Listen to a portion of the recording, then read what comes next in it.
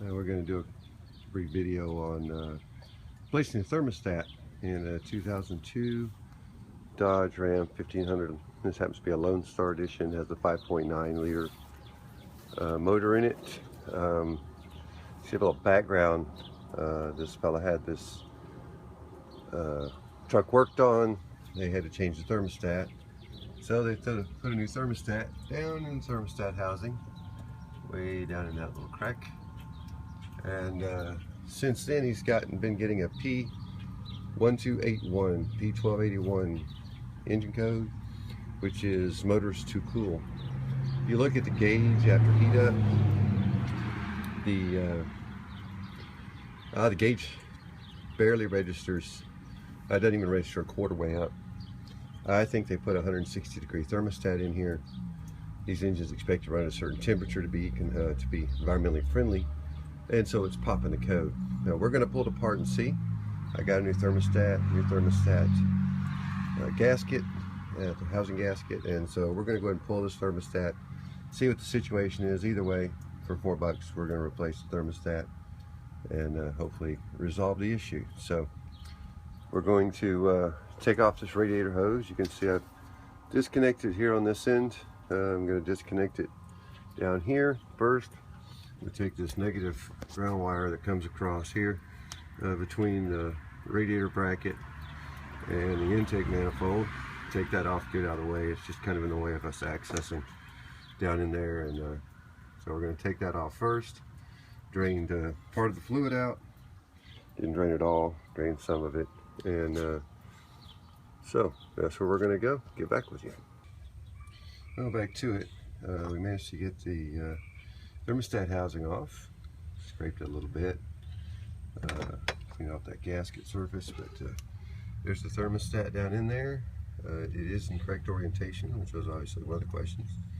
And if you look at it, there's nothing terribly revealing that suggests that it's the wrong kind.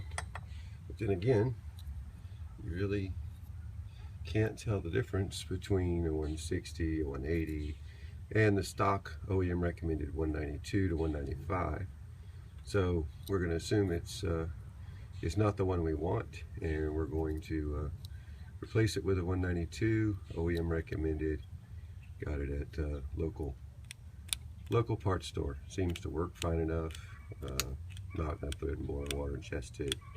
It's trash. $4. It's not worth messing with. So took out the two bolts. They're 1/2-inch bolts right down in there. Be clear, the thermostat housing will come out of there. Takes a little twisting and turning and manipulating to get it out. So we're going to go ahead and get some gasket sealer on our gasket. Go ahead and apply it to our thermostat housing, install our new thermostat, and we're going to move on. Well, we've got the new thermostat down in there. You can see it down there through the center. And we've got the gasket in place with some sealant. And we're fixing to put the bolts in. Just a couple things. Double, triple check that you get that thermostat in the right orientation. For example, this side always goes in the block, and this side always points toward the radiator, down the hose toward the radiator. Double check, triple check. It's too easy to get it backwards.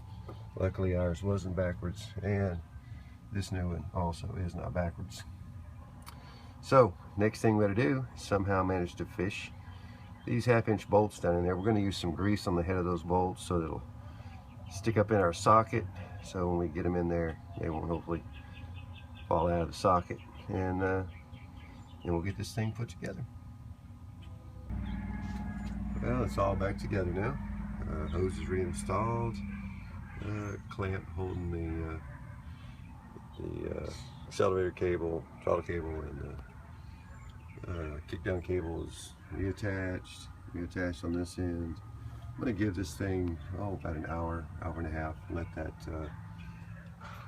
bit of sealant cure that I put down there on the thermostat housing. Once that's cured, top off the radiator. Now we'll give this thing a ride and see what it can do, see if the temperature comes back up. I'll let you see when I know. Well, just a final close on this video. You can see now, let's see if I can get this in the screen. Here's the gauge here, and we're just below half. Previously we were barely above that little second line down here, and now we're well up here. Nearly to half. It was actually slightly above half until it opened up. So I reset the code in the computer, and hopefully that'll resolve it. Hopefully it'll get warm to the right point every time, and we won't have a low temperature. Check engine light now, just to drive it for a while, make sure everything's good. Double check that the thermostat housing isn't leaking currently, and we'll look at it over the next couple of days and make sure it's all good. But looks like a resolve. So if you too have I think it was a P1281, is that right? If you too have the code I mentioned earlier in the video, just consider that you might simply have the wrong thermostat in your engine. Seems really strange to me that they'll sell thermostats that would trip a code, but I looked at a major parts company online and was looking, and they offer anywhere from 160, 180, 192, 195. OEM is 192 to 195. So please be careful if you're going to buy anything much less than that. Certainly would not even consider a 160, because I'm pretty sure this one was a 160 and it tripped the code. 180 maybe okay. Certainly the OEM specified 192 to 195. Certainly okay. Well, I'll wrap it up. Thank you for watching. Bye-bye.